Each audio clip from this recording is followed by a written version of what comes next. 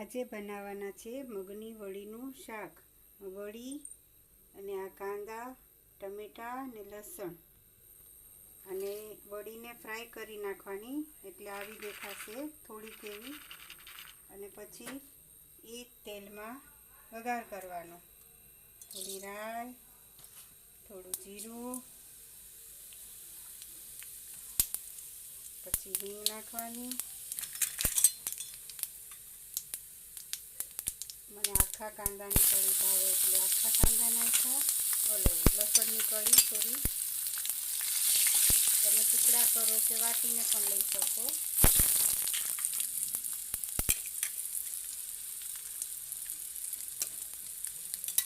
લસણ તતડે એટલે થોડા દેવાના. એક કાંદો લીધો છે.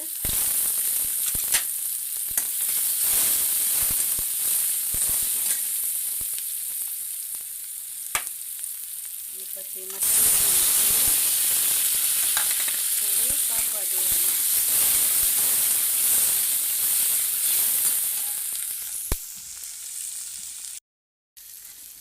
જો આમાં મીઠું અને હળદર નાખીને થોડું પાકવા દીધું છે. મીઠું થોડુંક જ નાખવાનું, કારણ કે વડીમાં મીઠું હોય છે.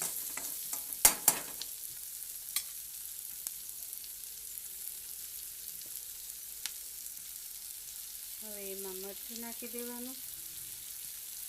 મને થોડું તીખું હોય ને આ શાક તો જ ભાવે છે.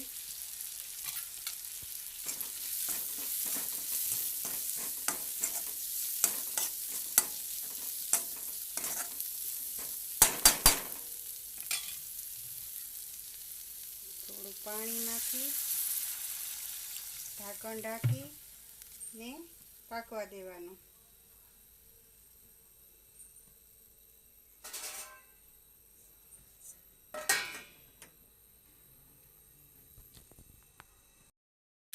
જો ટમેટા ગળી ગયા છે, ઓછો ઘાટો થઈ ગયો છે.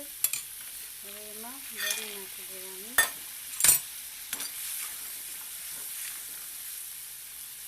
જરૂર પડે તો થોડું પાણી નાખી અને પાછું ચડવા દેવાનું. એનાથી વડી તરત જ સોફ્ટ થઈ જશે.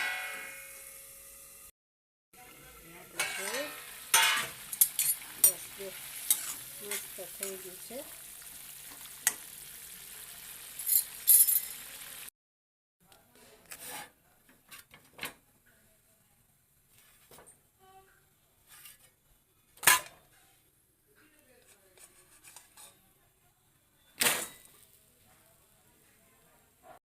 તૈયાર છે આપણું આજનું વાણું.